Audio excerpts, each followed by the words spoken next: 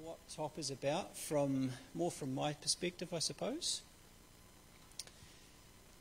Top, to me, stands for fixing a lot of the things in our society that have become quite unfair, I think, over the last 30 or 40 years. And I suppose if I'm to be honest thinking back, I originally got involved in TOP probably for, partly selfish reasons, because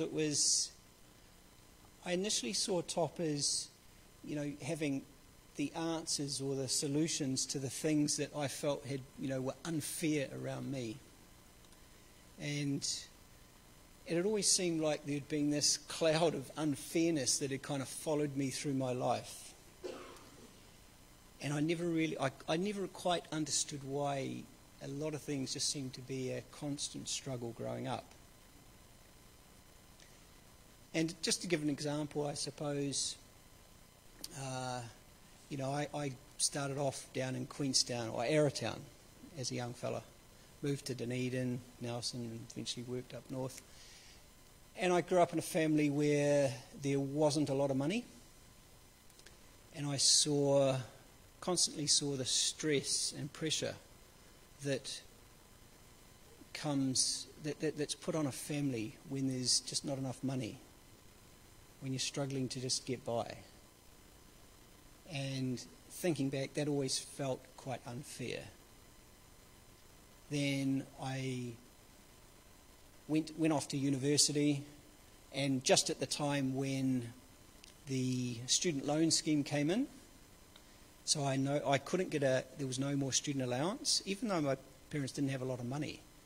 I couldn't get an allowance, so I was borrowing. And back then it wasn't interest-free like now.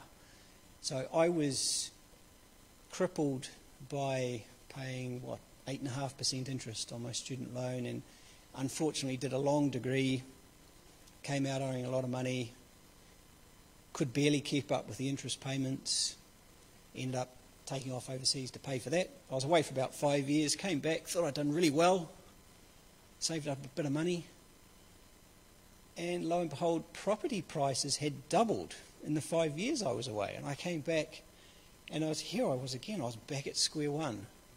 So then you struggle away again, and you feel like you're doing nothing wrong. You're working hard, but not achieving anything. Ended up getting a cheap house in Nelson, and when I sold that to move up here, I thought I'd done well to pay off mortgage, come up here. Suddenly, all that was a deposit for a place in Auckland, back to square one again. So it always, and then TOP came along, and I had heard, I knew a little bit about, the original founder of TOP, and had read a bit of some of Gareth Morgan's books. So I understood a little bit, but it wasn't until TOP suddenly appeared and I read their flagship policy, it suddenly made sense, and I thought, here is the answer to all my troubles. So I've got to get behind this, for me.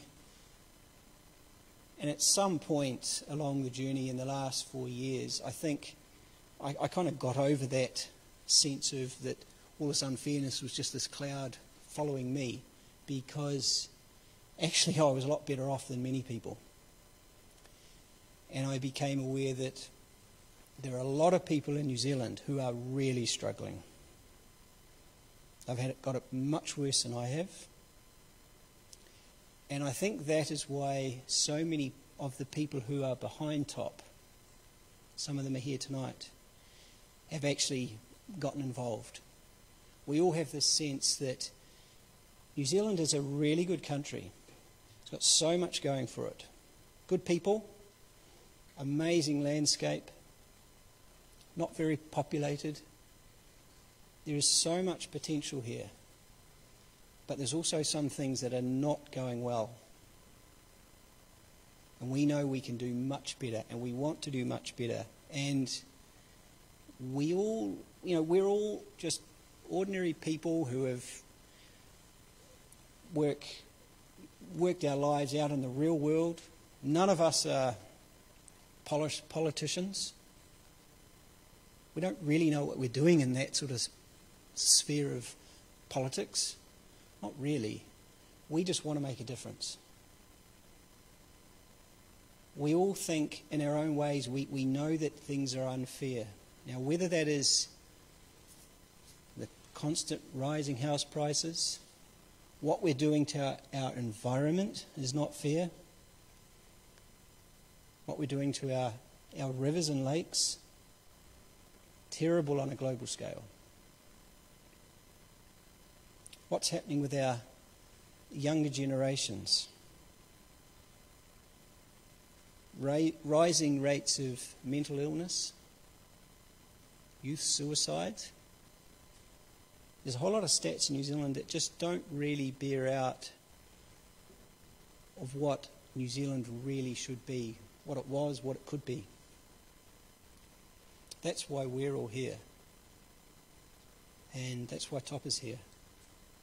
Now, I'll talk a little bit more later, when we get on to housing, but right now, I would like to introduce our deputy leader, Shai Navod. Now, I only met Shai not that long ago, although you've been involved in Top for a while, but we probably had never really met until this current election campaign. And I've learned that in a very short time how smart Shai is.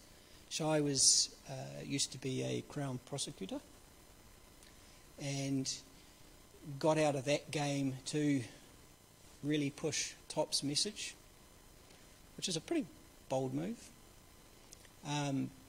Anyway, look, without further ado, to kick this presentation off, I give you Shai Navod.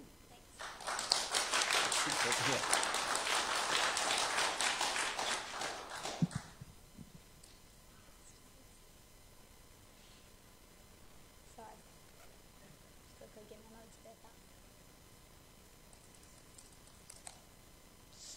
Kia ora koutou. Good evening, everyone. Thank you so much for being here this evening and taking time out of your busy lives to come and hear new ideas for New Zealand. And thank you for caring so much for being here. As Brendon said, we're all here because we care so much about the future for our country. And we believe very deeply in Top's plan to take us forward. It's time for real change.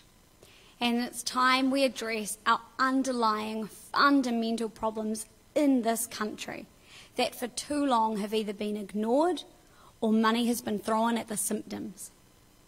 And this red-blue rewind is not getting us very far at all.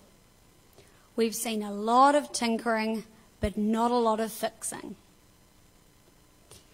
As Brendon mentioned, my background was in law and I did civil litigation and Crown prosecution. And working in the criminal justice system, you get a unique insight into, just as Brendon was saying, how difficult life is out there for so many of our people. And you can play around with the system itself, but it does nothing if you're not dealing with the underlying drivers of what is sending people into the system in the first place. And fundamentally, so many of our societal issues are not being dealt with. And that has been the case for 30 years or more.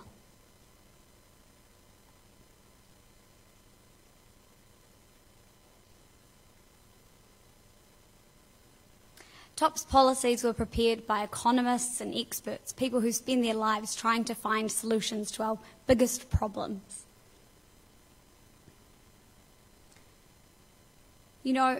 We pride ourselves in New Zealand on being the innovators and being world leaders in so many areas. And we were the first to go nuclear free, and we had a beekeeper who climbed the highest mountain. And we pride ourselves on fairness and equality of opportunity. And politicians of every colour want to keep it that way. There's just one big problem with that. It is a myth. We do not have equality of opportunity in this country because not everybody starts off on the same starting point. They just don't. And we need to accept that before we move on to actually dealing with the problem. We need to take off those goggles that tell ourselves how great we are. Because we are good in so many areas. But not the fundamental stuff. Not the really big underlying issues that is causing so many of our problems. You know, we have, Brendon touched on this, we have some of the highest teen suicide rates in the world. We have children who come from poor families who start at school 2 years behind their peers. And as amazingly hard as our education system works, they just don't catch up. They stay the same the whole time. They don't have the same starting point. You know, millennials is a generation that they think is the first generation that will be worse than their parents. And we want them to deal with the climate crisis, my generation and younger, to deal with the climate crisis, an environmental crisis, crisis with our water quality. And again, we wonder why mental health is such a big problem.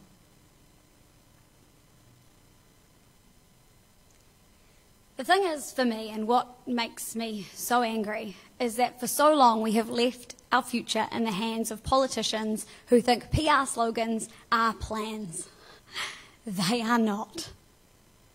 And it's not good enough. It's our future. And we can do better. We just need to start listening to the evidence.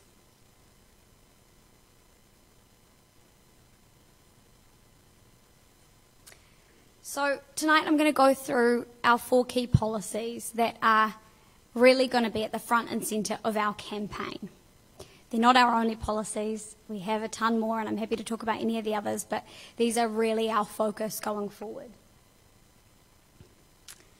And we've got the courage to do what it takes to make housing affordable, to change our tax and welfare system, to make it fair, modern and simple. And we have the courage and skill in our team to make this happen. We have economists and legal minds and scientists and small business owners in our team who understand very well how the world out there is working. And as Brendon said, you know, we're not career politicians. And in fact, the term career politician shouldn't even be a term. They are public servants. And we need to be remembering that.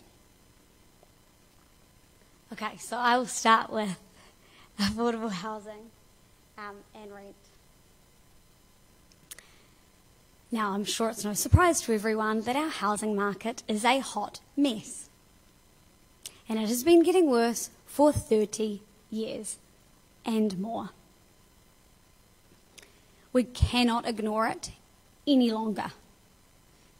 If it was an issue in 2017, it is an only bigger problem now from the economic impact from COVID. People who were struggling before will only be struggling harder now.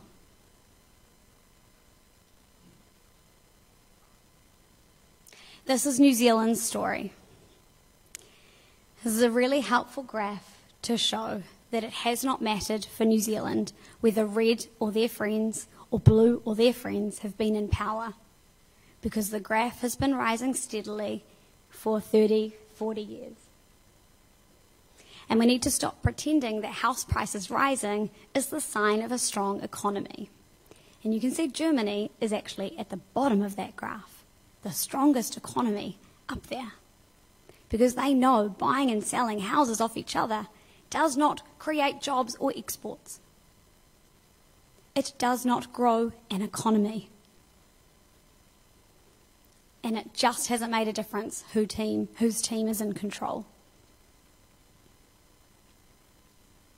You know, we talked a lot through COVID about the need to flatten that COVID curve. This is the curve we need to be focusing on now. This underlies all of our problems in New Zealand. Our story about inequality is this graph. This is New Zealand's story. The single biggest driver of poverty in New Zealand is the cost of housing.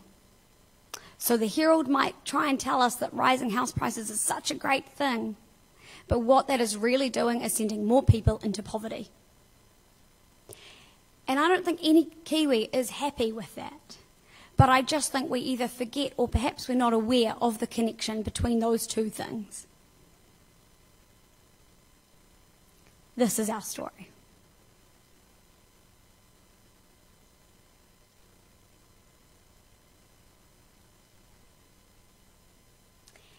Thanks. Now, there are many issues with our housing system. But for economists, this is their favourite piece of information that came out of the tax working group in 2018. This is New Zealand's story. It's our tax system. It is the different treatment of tax in different types of investments. So the tall graph on the left, your bank accounts, your KiwiSavers, your business investments, those are taxed pretty high. And then that tiny graph you can see, owner-occupied housing, tiny little bit of tax. And it's the difference between all those other types of investments that are taxed pretty high, especially on world standards, and that tiny piece of tax that you can see. That difference is what is driving the demand into all of us investing all of our money into housing. And until you deal with that differential between those different types of taxes, you're not going to be able to build your way out of this problem. It doesn't even matter if Kiwi's build had worked. That's only a part of the story. This is why we put more money into housing than any other country. This is why we have the most unaffordable housing in the world. This is not something we want to be winning at. And you know what's so frustrating? This is not a secret. That table didn't just come out of 2018. That has been the case for so long, for decades. Bill English knew it, Jacinda Ardern knows it. They just don't have the courage to have a sensible conversation about doing something about this. Because it won't buy votes. But until you explain the problem, you can't even have a conversation about it. And Kiwis have been screaming out for years now that housing is a problem. So if we want to get serious about that, we need to start having an honest conversation around tax, because this is the problem.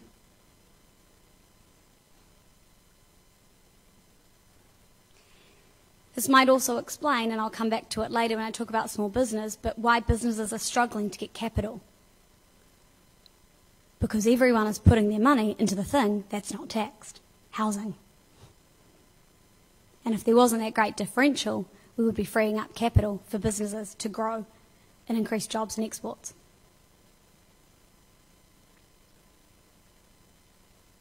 So, fixing this problem is not something that can happen overnight. That is just not possible. And no one wants to crash this housing market. What we're talking about is flattening the curve slowly, and it's going to take a generation to do that. So first of all, we need to tax housing the same as other assets. However you do it, you need to flatten out all those red lines that you saw before to reduce the differential between the different treatments of tax in different assets.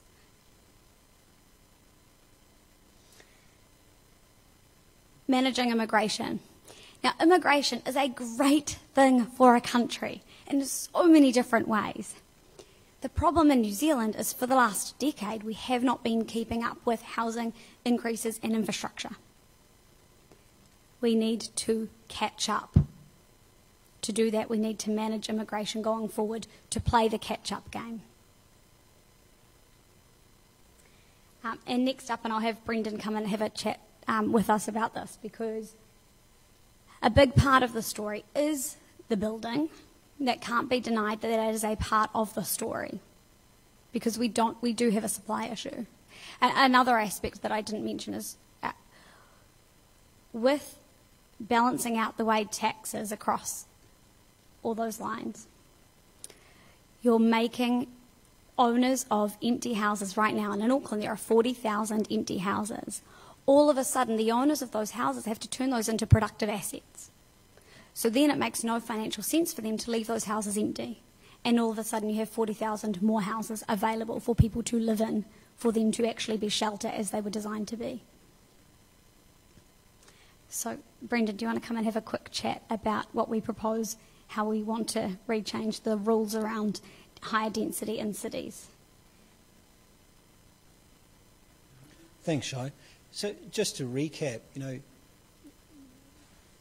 the image you saw before with the big escalating property prices in New Zealand, when you talk about that, a lot of people you will just say, oh, it's just demand and supply. It's as simple as that. Well, that is correct in a way. Yes, it is demand and supply, but kind of not as we know it. Shai's just talked about these demand side issues. We call them demand distorters. Demand is fine, but it's like you're taking the demand and stretching it wide open with this big tax loophole to shove all our money in. Poor tenancy laws. Immigration that's a bit out of control. They're the things that are affecting the demand side. On the supply side, it's sort of the opposite. We've stretched open this big demand, but then we are then restricting the supply. If all this money going into housing actually was producing housing, it wouldn't be so bad. But actually, it's not really. It's just ballooning this big bubble out. I call it a great big pyramid scheme. So this restriction on our supply, what actually is it? There's a few things. One, probably the biggest one, our planning rules and processes that are totally restricting the amount of housing, of dwellings that we're actually able to build within our cities. Two, we've got a serious problem in how our infrastructure is funded in New Zealand, in the regions. That's making it actually really difficult to allow that density within our cities. Third thing is we've got a quite stuffed up building industry. It's quite a mess that we need to overhaul that. And then the fourth one would be we need to do social or community housing a lot better. So just a quick word about that first one. Our planning rules. The way that we've been, this links into an overall environmental sustainability as well. What we've been doing in New Zealand, in our towns and cities, is just sprawling out low density, slowly covering over our best, most fertile farming and orchard land that we're never going to get back. That's environmentally unsustainable. It's also socially unsustainable because you're pushing people, generally the poorer people, further and further away from where they work, from community hubs, from community support. Then we turn around and, point the finger at them because they're driving cars into the city. It's economically unsustainable in the long term because of the amount of infrastructure that we actually need to do that. So we need to rein that in. We've got to overhaul our planning rules and processes to allow for much denser development within our cities. It's starting to happen in Auckland with our unitary plan. Better planning zones than we used to have. Still not perfect, that's for sure. But it's actually a damn sight better than all our other cities. I'm an architect, and so I know a little bit about housing and urban development, and I've worked in other parts of New Zealand. I know what our planning rules and systems are like in other towns and cities, and it is terrible. It's almost like we've really gone out of our way to not build good cities.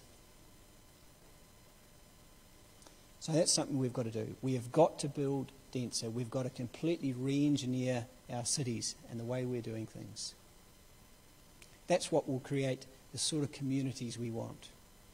We have to mandate for public transport, not just in Auckland, but in all our cities. But I mean proper public transport. not just buses, light rail, trains. We've got to plan now for these public transport hubs so that we can start building densely around them. That's what creates good communities.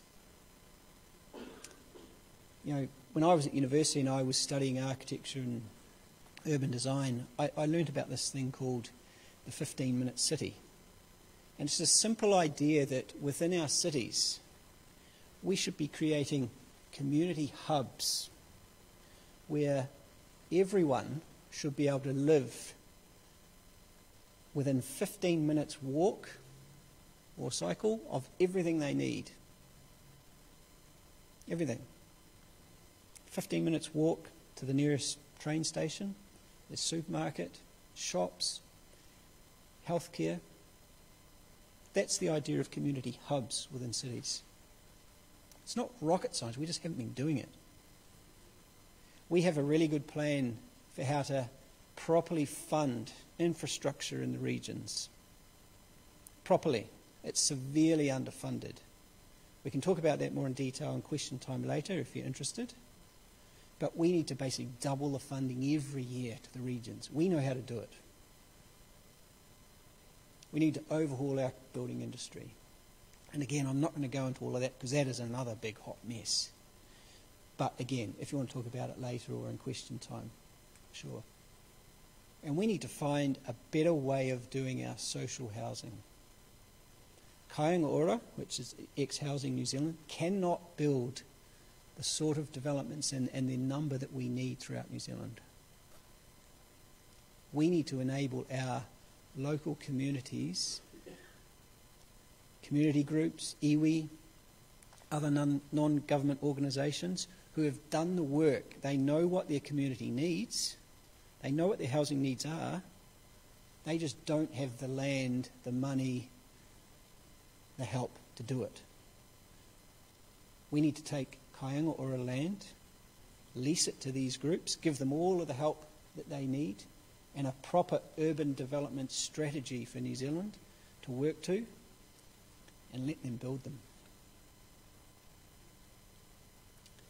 That's probably enough on housing for now. We can talk more about it later in question time if you like. So I'll hand you back to Shai.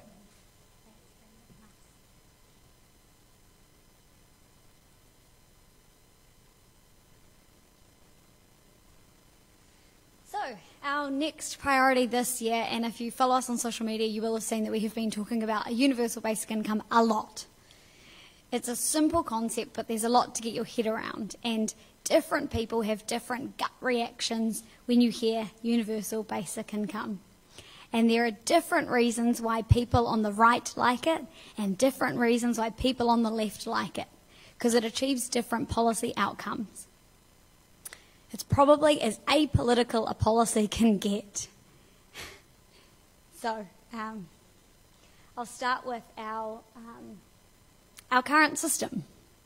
Now, this is just an example of somebody who is over 25, single, no children, and they're on the job seeker benefit. Now, in our current benefit system, as you start to work, the government claws back the money. So as you get more, you get less. Now, between 5 and 25 hours, if this is you, in those hours of work, you are earning between $2 and $4 an hour with the clawback. And we wonder why there's a welfare trap. This is the welfare trap. It makes no financial sense for someone to work those hours. But the problem is, so many small businesses can only afford to offer part-time work. There's a lot of part-time work out there. This is the real welfare trap.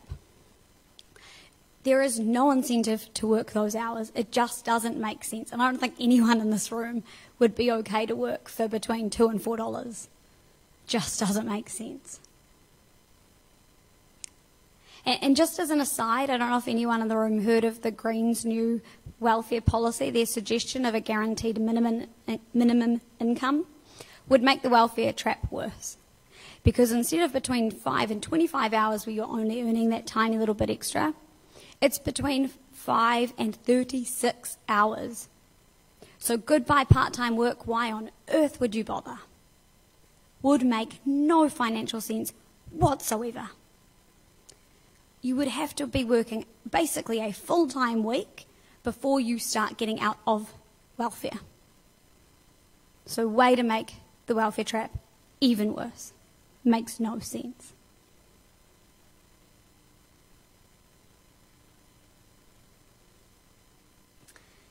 So TOP's proposal is for $250 a week, no conditions, no wins. What would you do if you had an extra $250 a week? Would you start a new business? Would you retrain? Maybe spend more time at home with children?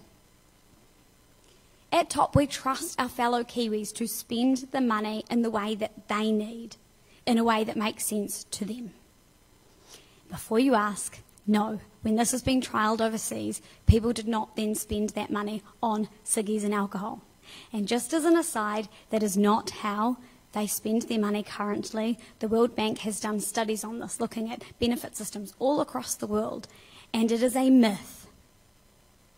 And I don't know who thought it was a good idea to spread that myth, but it is a myth.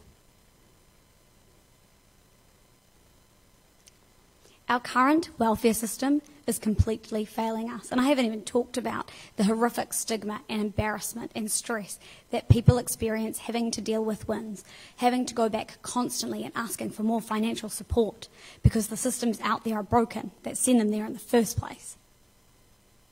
When this was trialled in Finland, and they started with a small 2,000 people trial and against the control group of people on their benefit system, depression dropped by a third, 33%.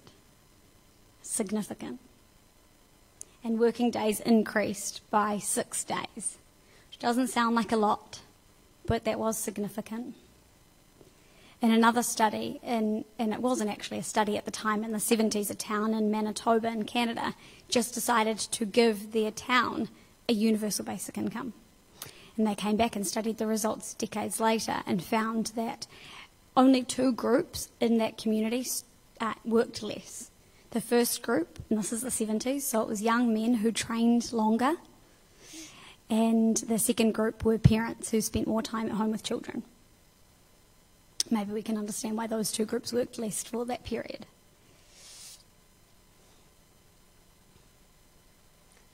A huge win for the UBI is just getting rid of the welfare trap. So if we keep going on, so that was the current system, and the next one I'll show you is that blue line is the UBI. So the UBI really makes work pay, because every hour that you work in the week, you keep. There's no clawback. It really increases the incentive to work because people aren't scared to take on extra hours in a particular week when their boss needs them to work more because they're scared of having to lose so much back to WINS. They don't have that fear.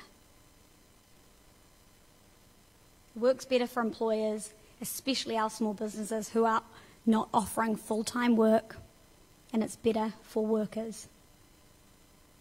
Every hour they work, they keep. So the real winners of a UBI are our working poor, and we don't talk about them enough.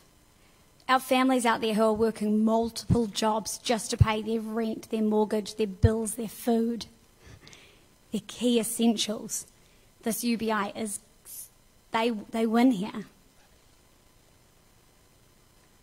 Now, if you keep going to the next. So if you're at the start of your career, you're on a full-time minimum wage job, this policy will take you $6,000 better off each year, which takes you above the living wage.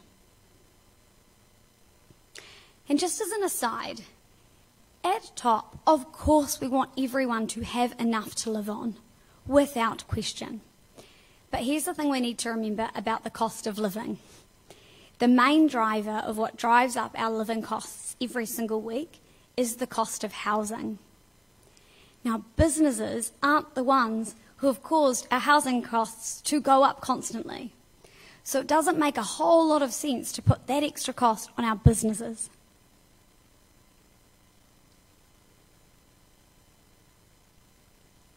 The benefit of the UBI is gradually reduced as you earn more. As you can see, when you're $70,000 and over, your net benefit is just under $4,000. Another part of a UBI that I haven't really even touched on yet is the future of work is uncertain and changing. With rising automation and artificial intelligence, it's coming for jobs in a real way. We've seen it really slowly in previous years, and it started a long time ago with ATMs, and now we can see it more and more with self-service checkouts, and it's going to continue. In America, they have warehouses that are completely automated with robots picking off the things from the shelves and sorting out the deliveries. So it will take longer to get to New Zealand for sure, but it is inevitable. And that means that people will be in and out of jobs and retraining. And our current welfare system does not have the flexibility or the speed to deal with people's changing circumstances so quickly. With the UBI, you just have that support, no matter when you're in and out of work, retraining, whatever you're doing.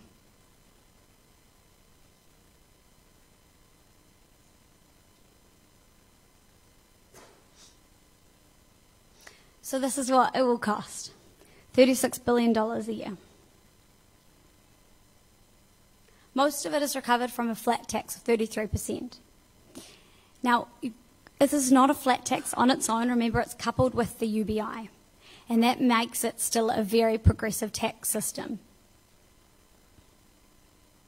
Everyone gets it, and it's the flat tax that we claw the money back off the rich, and that is how it's still an equitable, progressive system. This is our proposal, because this is what a modern, simple and fair tax system can look like.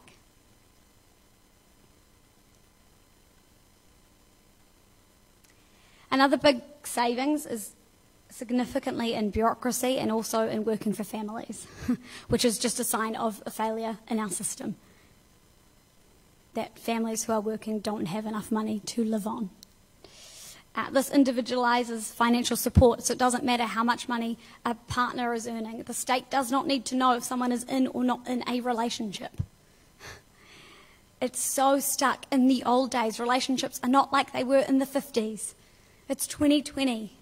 Just because someone has been dating for 6 weeks does not mean they are financially dependent on that other person. They are still independent and living their own lives. So why on earth are we putting people into these old ideas of what relationships look like? It just doesn't make any sense in this day and age. And the last part is either with the property tax or with dynamic benefits. So dynamic benefits are things like when people are retraining, they are then earning more money and therefore paying more tax. We have lower hospitalisation rates. When it was in the Canada example I mentioned earlier, their hospitalisation rates reduced by 8.5%, things like that. Dynamic benefits. But it is an estimate on modelling. So that is the estimate, hence why if they don't pan out, you've got the property tax to pay for it.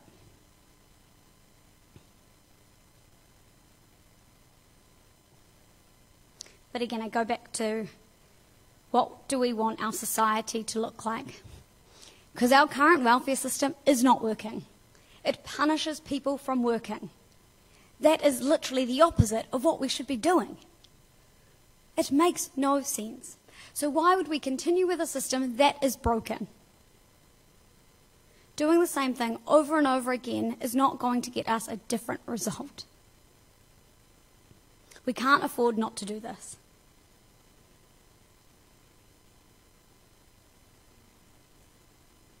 Okay, so I'll move on to our third. Smart small business. As we all know, Labour has traditionally been the party for unions, and National has traditionally been the party for big business. And for so long, small businesses have been politically homeless. We have almost 500,000 small businesses in this country, and they really are the backbone of our economy. And TOP has a plan to support them, because they are so crucially important. And you'll see that the theme for this policy in particular and the next one is that businesses can be part of the solution when we want to deal with reducing our harm on the environment and real action on climate change. So, first of all, we want to abolish provisional tax. It is so punitive for small businesses. They have to guess. Maybe I might have made maybe 5 or 10%, maybe better. I'm not sure though, so I have to guess. I'm just going to have to pay some money because maybe. It's not fair. And it doesn't make any sense. So just get rid of it. Remove the fringe benefit tax on low emissions vehicles. So at the moment, we all subsidise companies who buy double cab utes. They don't pay this fringe benefit tax on those particular vehicles. I'm not sure why. So when we're trying to move to a lower emissions economy and businesses are the ones who go out and buy vehicles brand new, let's shift the incentives. Let's subsidise, if we're going to be subsidising any vehicle, low emissions vehicles. They will then trickle through into the market where Kiwis buy second-hand vehicles anyway, then we'll have more low emissions vehicles. And businesses are still getting the benefit of having vehicles be tax exempt. TOP wants to have $10,000 grants available to help transition businesses into better use of digital technologies, and grants available for moving into energy and resource efficient practices. We also want to rein in big business with better competition laws and make sure big business and government are paying their bills on time. They can afford to do that.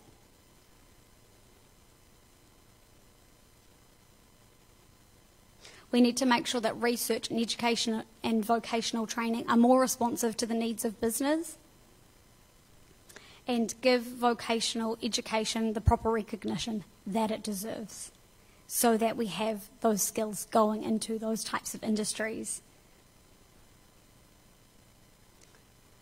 And going back to talking about changing the tax system to make sure that we have more capital available for our businesses by changing the tax system, so that the businesses get the investment that they need to grow and expand, to create jobs and exports that actually grows our economy. TOP really is the party for small business. So I'll move on to our climate-friendly recovery. So, again, we can grow the economy and reduce our harm on the environment and reduce our emissions. It is possible. There is no fight between one or the other. That is just short-sighted and close-minded. So I've talked about making businesses more energy efficient, and we can do the same for our households as well. We need to plant erosion-prone land and natives, and planting all of our land and converting them all into pine forests is short-sighted. We can't just plant our way out of a climate crisis if you're not changing behaviours. We need to make sure that businesses have to change their practices to become lower polluters, to move to lower emissions practices. A big part of that is the price of carbon. Increasing the price of carbon to the point that you get to the tipping point where businesses have to move to lower emissions practices, because it doesn't make any financial sense not to.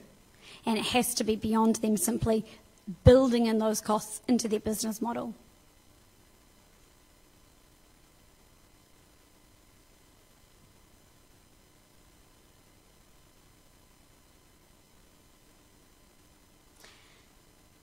We are rightly having a lot of conversations about infrastructure, but we need to make sure that infrastructure spending is fit for the 21st century and not the 20th.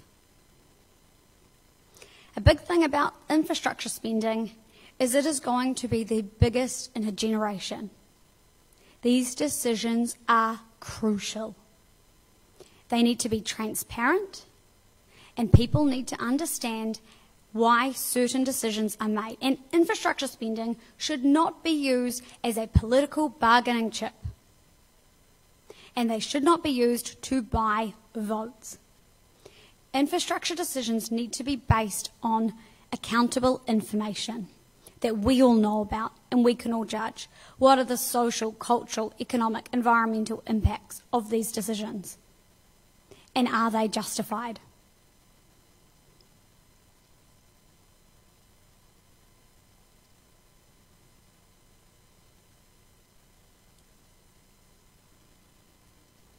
It really is an infrastructure spend in a once in a lifetime at the levels that we're hearing about.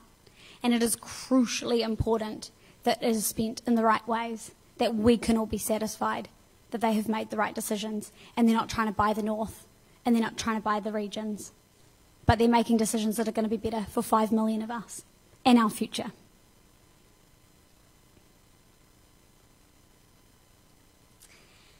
So those are our key priorities going forward this year.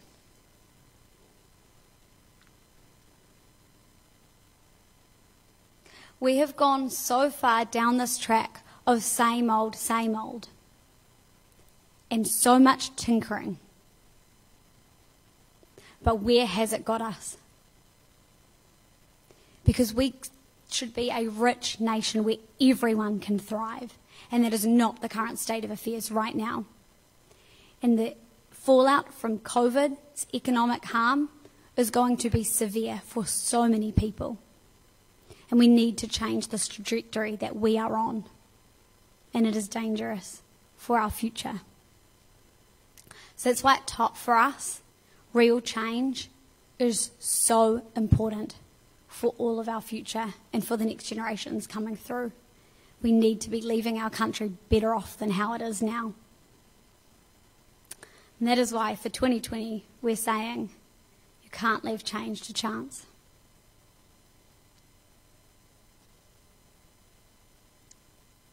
Keep going. So this will be what you see in our campaign, these types of ads this year.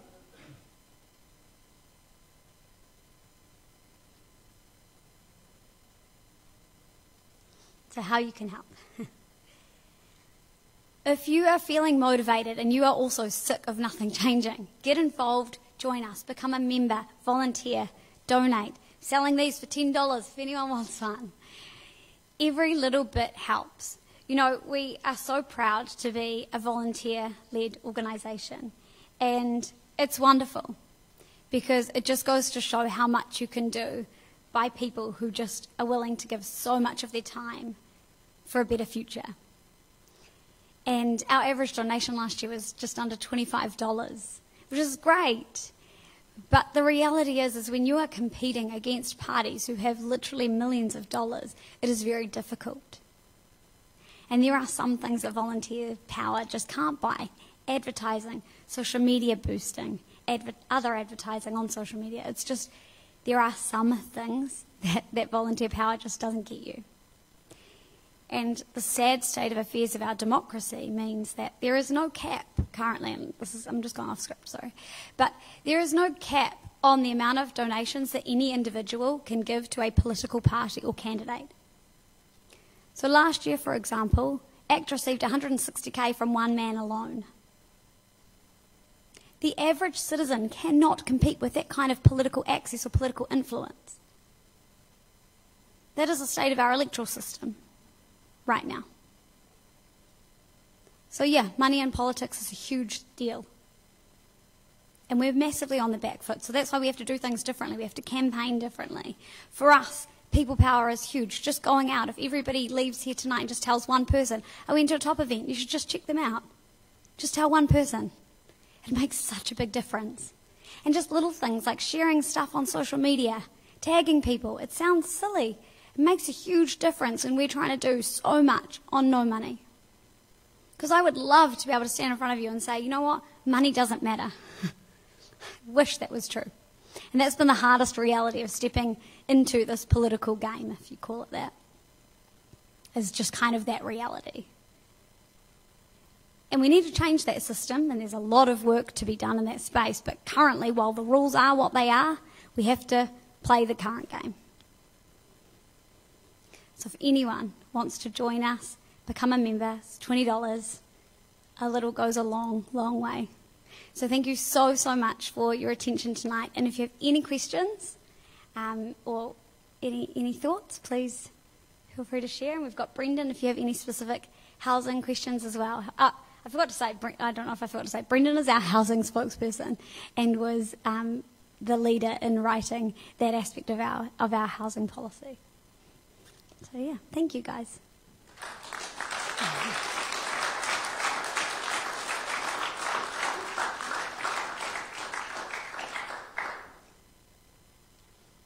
Yes.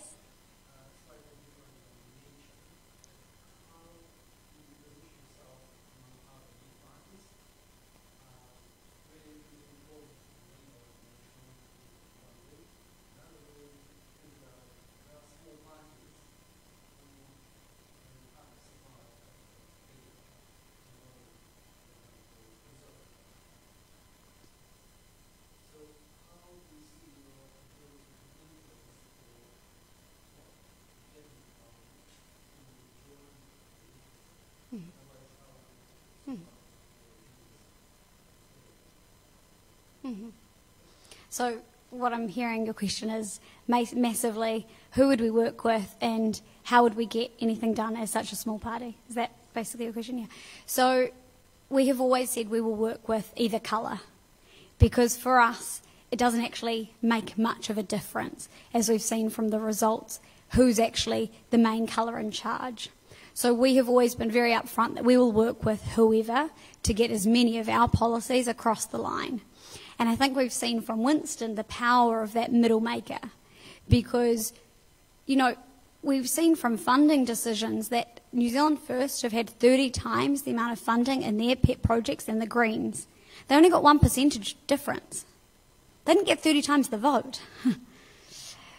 But it just goes to show when you come into the negotiation room with that kind of bargaining power because you are willing to work with anyone, and that is a huge distinction from a lot of the other minor parties that you're referring to. Greens only will work with Labour, ACT will only work with National, and the other people further to the right, whatever they will do. For them, National's too far left, so who knows. But we will work with any colour to get as many of these policies through. Because for us, the evidence matters more than the colour. Solutions matter more than ideology. Because I think at the end of the day, Kiwis are sick of this left-right fight, and we just want to move forward. It's holding us back. Yeah. I don't know if that answers your question.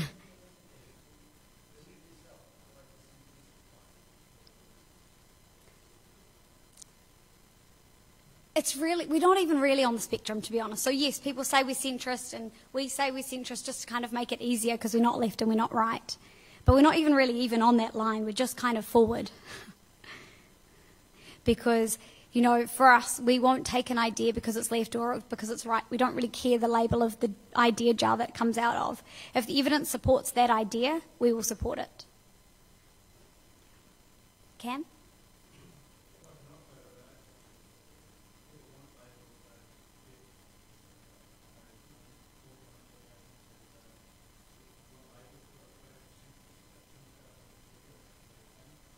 Radical centrism.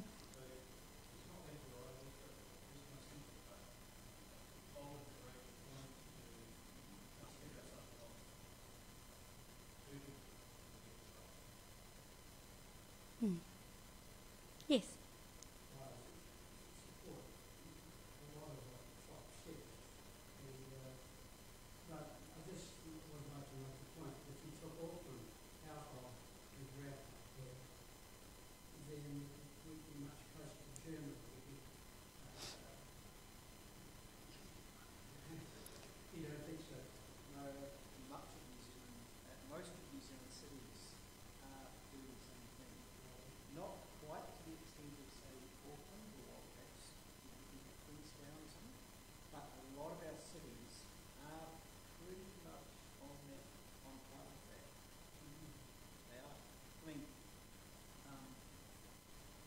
I moved up here from Nelson about 6 years ago, sold my house, came up here, It took 2 years to find something up here.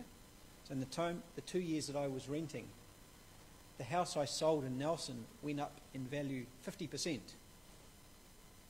in 2 years. And it's still going up there.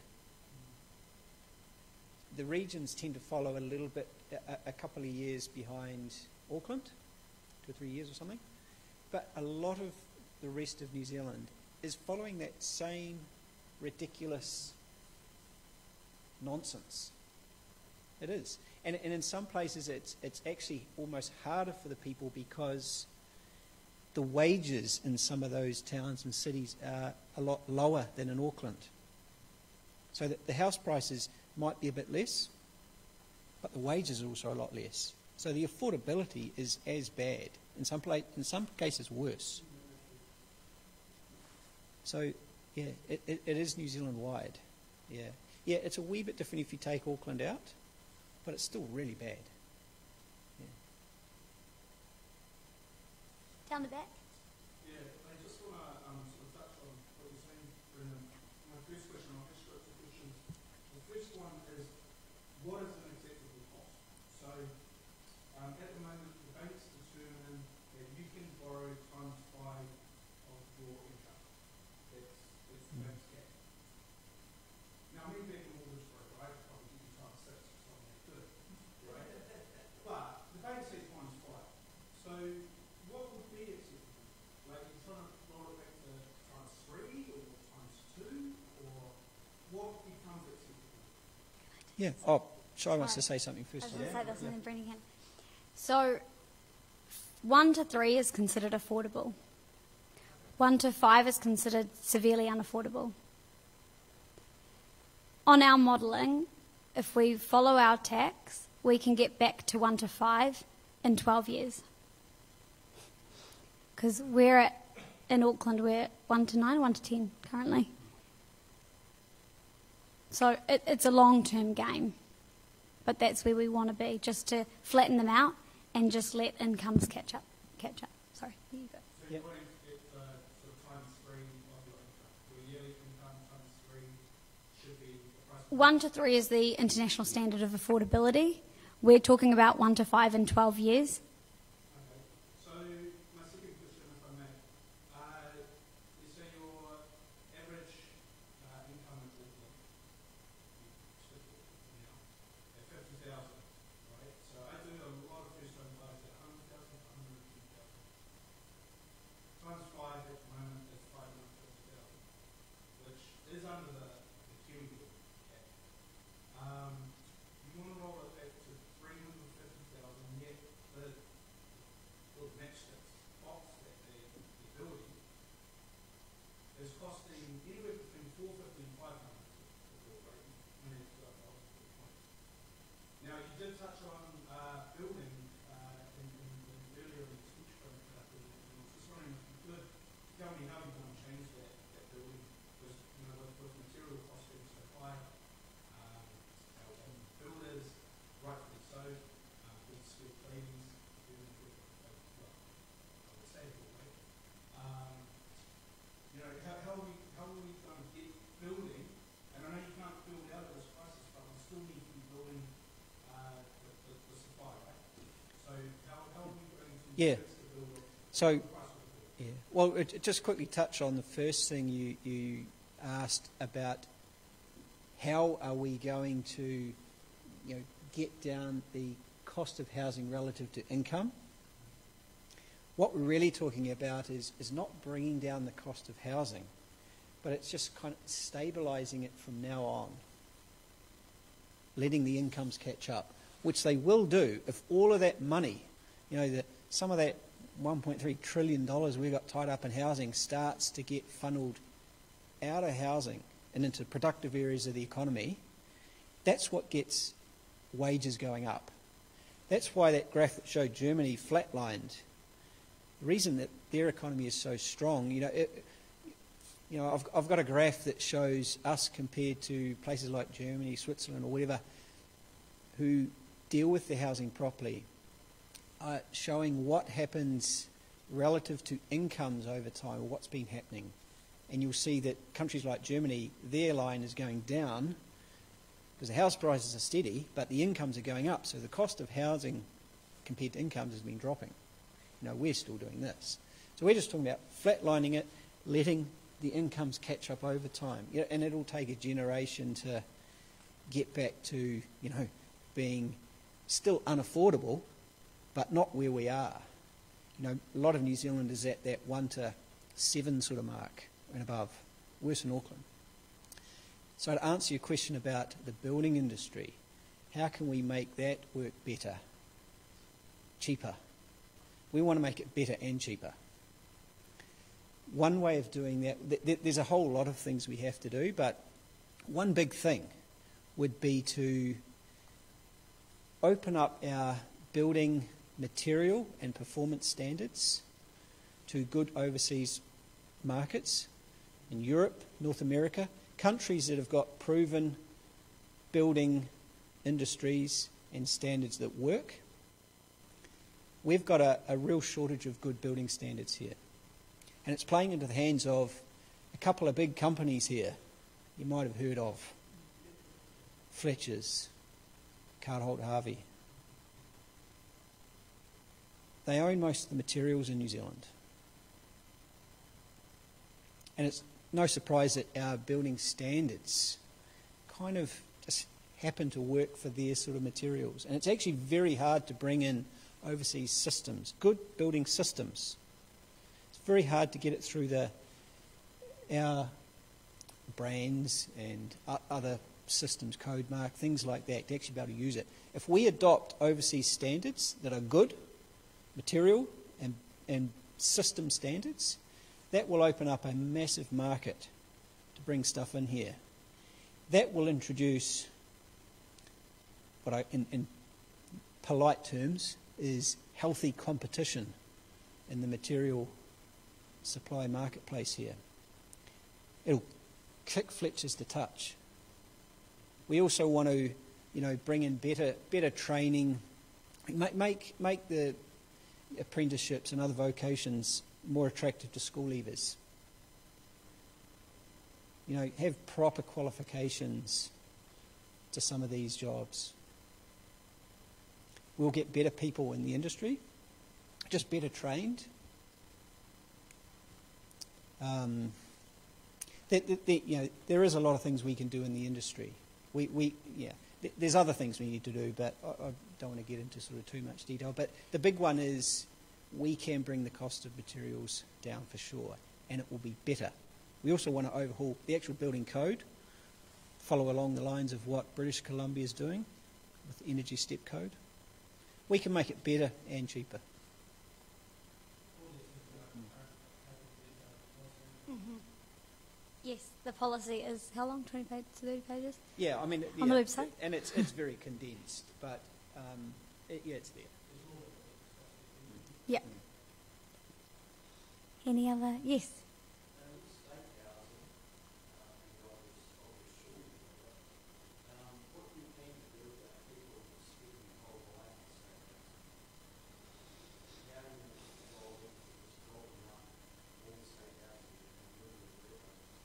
I guess the bigger question is, why can they not afford to go anywhere else?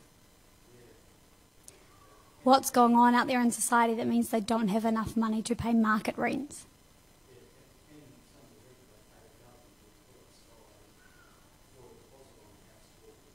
Yeah, absolutely. Well, one thing that we want to do with how we want to do social housing, community housing, is we want to test out other ownership models. We know that they will work. They're working in some European countries very well, co-housing type ownership models. For example, through Kaingora and the land that they own, we could get some, various community groups could actually build and own social housing. They'll get all the support they need to do it. And in those developments, some people might be renting, subsidised rent, along the lines of the sort of social housing we have now. But within the same developments, there could be some units, some dwellings that have the option of almost like rent-to-buy type scenarios that you're talking about, co-housing type ownership models, where essentially you pay a deposit that is refundable if you leave, and you share the costs of maintenance around the development. These sorts of things work. People, when you're actually working together to look after shared land and grounds and things like that, people actually become really socially connected. And you get these are really good housing models. So, we want to try out different ownership models for these sorts of people and have different sorts of age groups living in these in really cool developments. We don't like the idea of shoving all the old people off into old people's homes just so that some big companies can make a lot of money out of them. Sticking our young families in these sprawling subdivisions out on the edge of our cities. We want people all kind of living together, mixing together a little bit better. That's the sort of community we want to have. Yeah.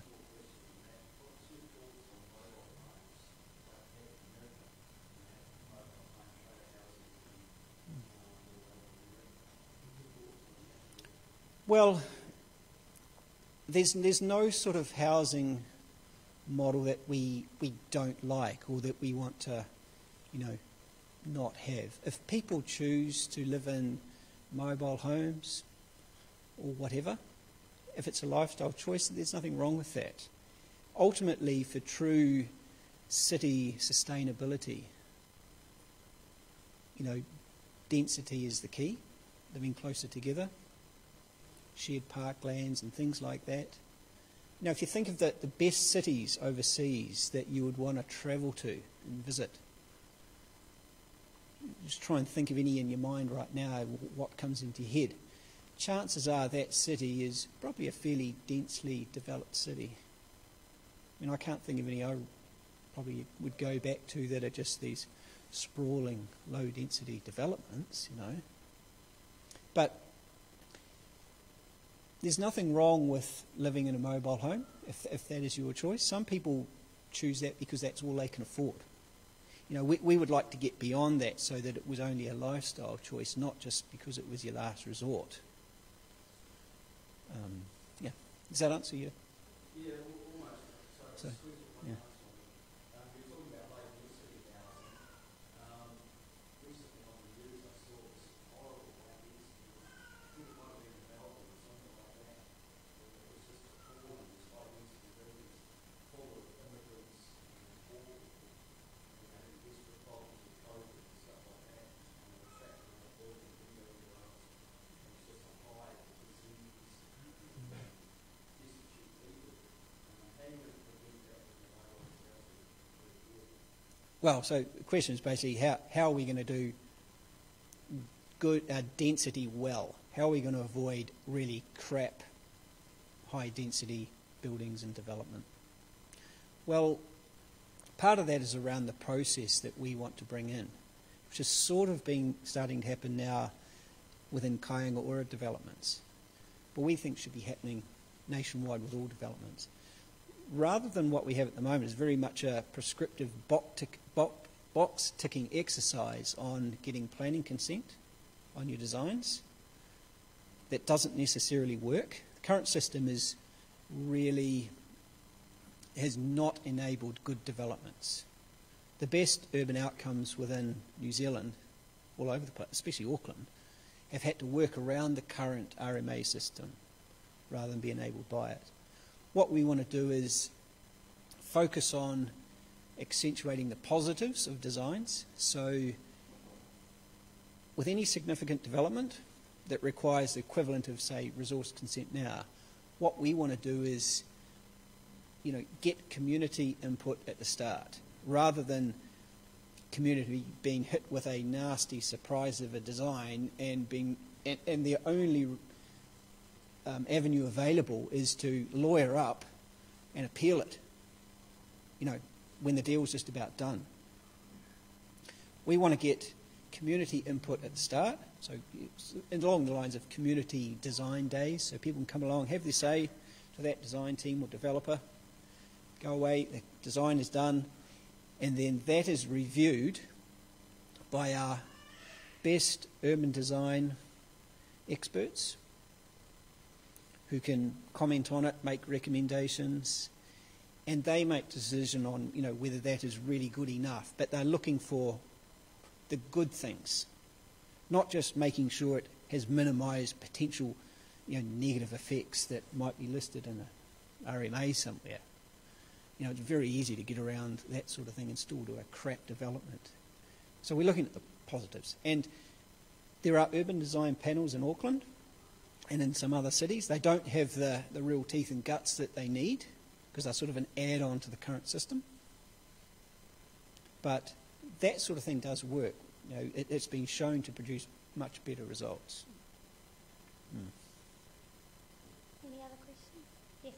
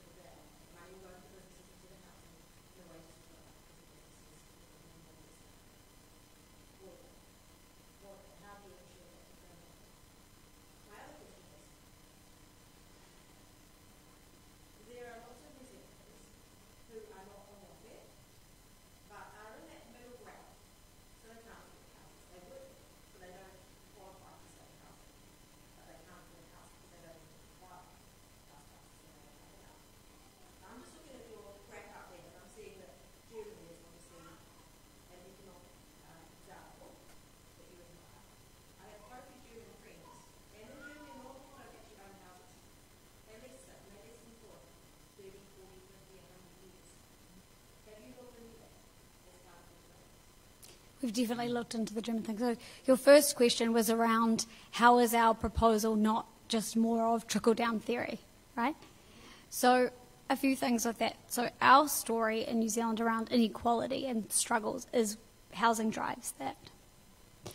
So it's not just that money for the rich is going to trickle down, because that's kind of a lot of the problems around that is in the story of where in America, for example, their inequality story is salary and wages. Ours is housing. So we do need to, it's all about how money is invested. But if our businesses are able to expand and grow, and they can increase the number of people who are employed, you are helping New Zealanders.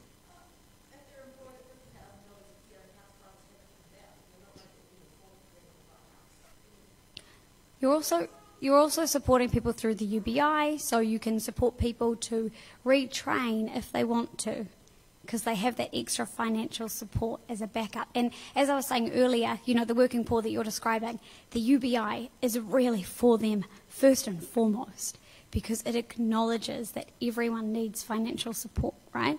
And so those people are going to be getting it, especially if it's a two-people household. That's $500 extra a week than they're having right now. And so we are talking about flattening house prices, and slowly incomes will rise. Yeah. Well, another thing on that too is the idea of trickle down. One of the reasons why that hasn't worked is when the economy is going well and businesses are doing well, what we've tended to do in New Zealand is open up the immigration floodgate and basically letting in lots of mostly low-skilled people. What that does is take up the lower-paid jobs, and many of those people end up being exploited and actually end up working for less than the minimum wage. That is what holds all the incomes down. You know, in a perfect capitalist model, when the economy is doing really well and businesses are going for it, they need extra staff. What should happen is that they have to compete with each other to get the people they need. They've got to start paying more money. If they're doing well, they've got to start sharing it if they want to get the people. Some of the businesses that are not great businesses probably will tend to fall away, and that's kind of what should happen. The good ones thrive because they can pay extra money to get the workers. So the workers, so you get a little bit of trickle down, all boats start to rise. But it doesn't work when you just flood your country with lower skilled labour. Drags the whole thing down. Flatlines your wages. That ain't trickle down. So, yeah, that's... And the second part of your question I've actually forgotten, but I might remember it. About if we've looked at long-term tenancy. Oh yeah, the whole idea of wanting to flatten that curve of housing by removing these demand-side distorters is so that it shouldn't really matter whether you own a house you're living in or whether you are renting a house. Financially that should not matter. It should be irrelevant. That's the way it is in many European countries. Not here. So... Yeah, sorry. And just in terms of the rules around it, so we have a policy to make renters' rights stronger so that you can't just get kicked out because the owner wants to sell the house to make a free capital gain. So that your renters, because it's going to take a long time to deal with this housing crisis. So in the meantime, we need to make sure that renters can turn houses into homes and treat shelter as a fundamental human right and not a get-rich-quick scheme. So a part of that is making sure that renters can stay there so long as they're paying the rent and they're not damaging the property. Outside of that, they cannot get kicked out, especially not because they want to put a painting on the wall. That's how it is. That's how it is in many European countries. Yeah, someone I know, they told me that their parents live in Switzerland. I think Switzerland they're from. Their parents have rented the same house for 35 years or something, and the rent can only go up very, very slightly, So they can stay there for life. They can't be kicked out.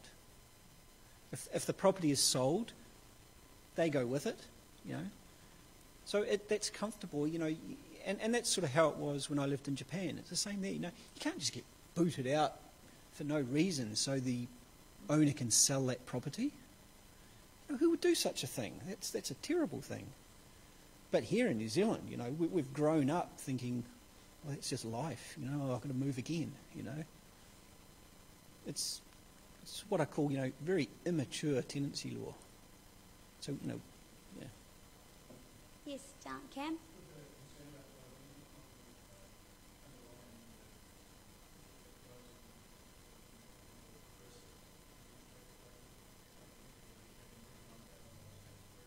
Yes, thanks, Cam. I did forget to say that, so thank you.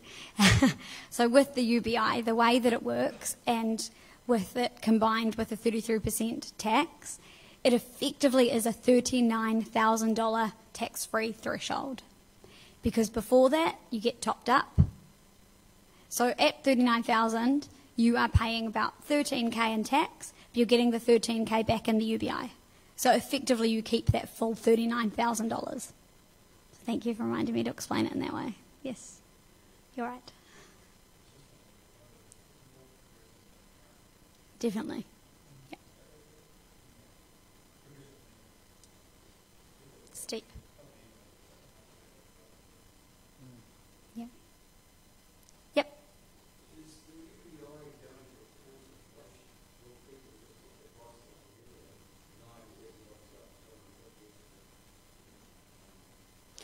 So the way that the policy is structured, because it is fully costed tax revenue neutral, it's not printing money.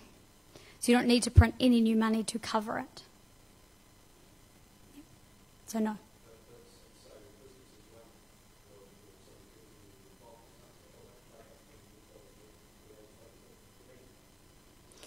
And that comes back into the tenancy proposals that we're talking about as well, as partly.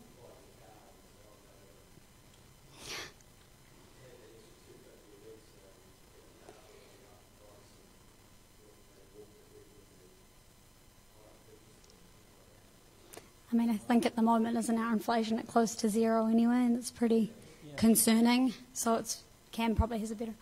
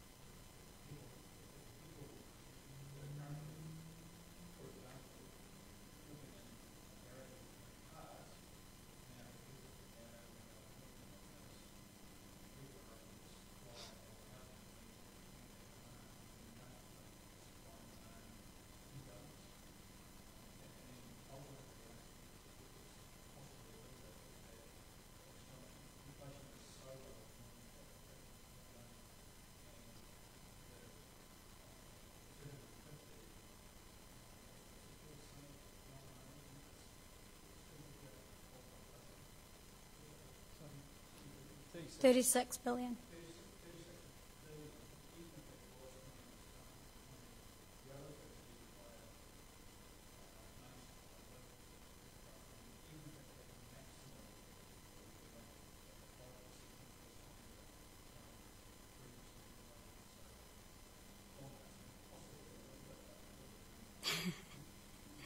Cool. If there are no more questions, I just want to leave you all with just this last thought. Because we're going into an election this year. Just ask yourselves if you want to make a difference. Because you can. Every single vote does make a difference. So you can vote for something different, and you can vote for real change. And that is your choice this year. So thank you so very much for being here this evening, and get home safely.